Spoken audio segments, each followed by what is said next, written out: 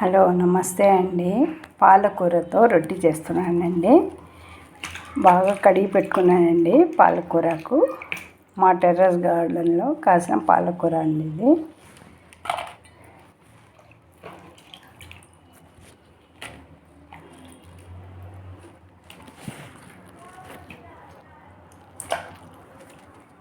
ఇలాగే వేసేసి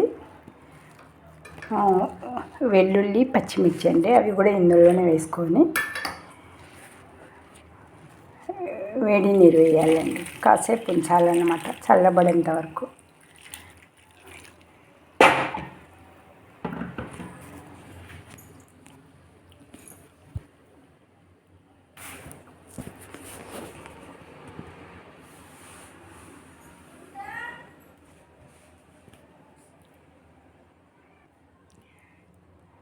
వేడి నీరు వేసాక మూత పెట్టి ఉంచాలండి కాసేపు. ఈలోగా వేరొక గిన్నెలోకి ఉప్పు, ఆయిల్ వేసుకోవాలండి.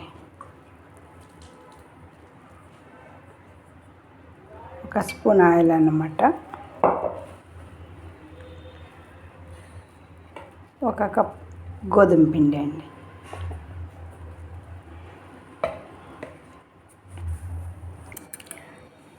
నీళ్ళు చల్లబడిందండి. ఇప్పుడైతే మిక్సీకి వేసుకోవాలండి.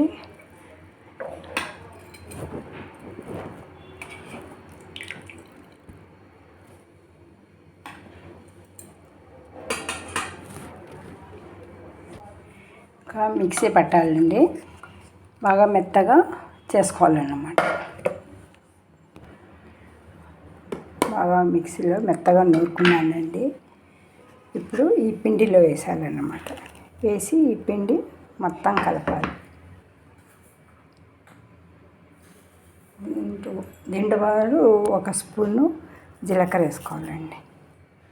చాలా బాగుంటుందండి కారంగా.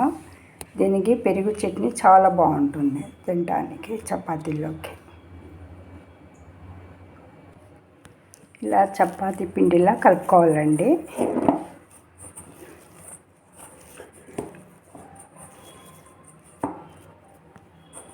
మామూలుగా ఇంకా మనం ఎలా చపాతీలు చేస్తామో అలా చేసుకోవాలన్నమాట. చాలా బాగా కారంగా రుచిగా బాగుంటుందండి. సరే, పాలకూరతో చపాతీ అన్నమాట. ఇందులో చట్నీలు అవసరం లేదండి, వట్టికి కూడా తినచ్చు, లేదంటే పెరుగు చట్నీ కూడా వేసుకొని తినచ్చు అన్నమాట.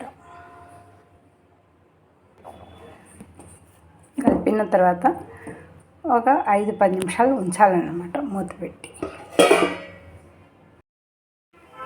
ఇలా చపాతీలాగా రుద్దుకోవాలండి.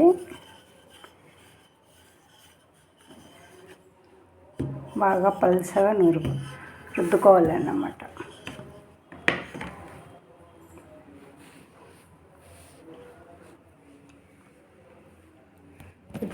పెనం పెట్టానండి, వేడెక్కుతూ ఉంది.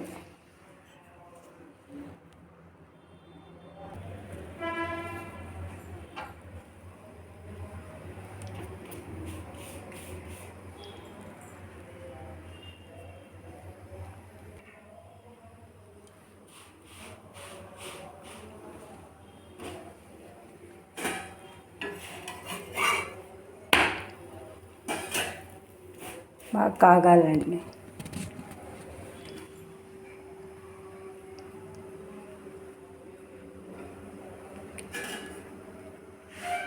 అవి ఎర్రగా కాల్చుకోవాలన్నమాట.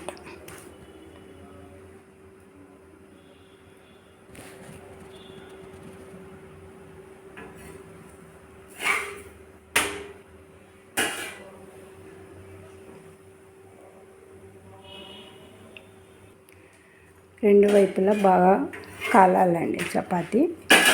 ఇప్పుడు ఆయిల్ వేసుకోవాలన్నమాట.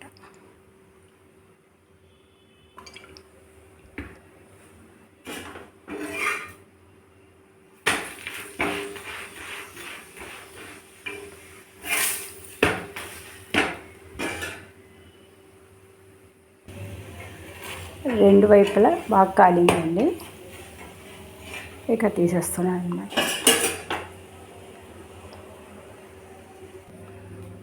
రెండో చపాతీ కూడా రుద్దుకున్నానండి.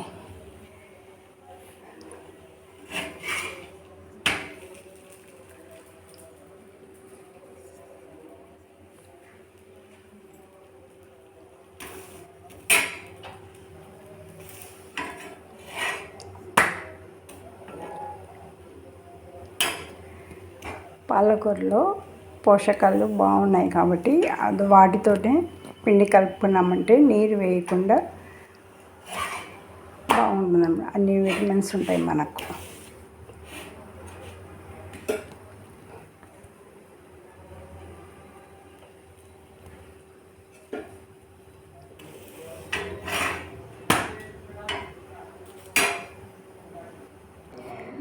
రెడీ అయ్యండి పాలకూర చపాతీ. దీనికి కాంబినేషన్ వచ్చి పెరుగు చట్నీ అండి. బాగుంటుందండి, ఒకసారి ట్రై చేయండి. లైక్ చేసి సబ్స్క్రైబ్ చేయండి, కామెంట్ చేయండి, షేర్ చేయండి. థ్యాంక్ యూ అండి.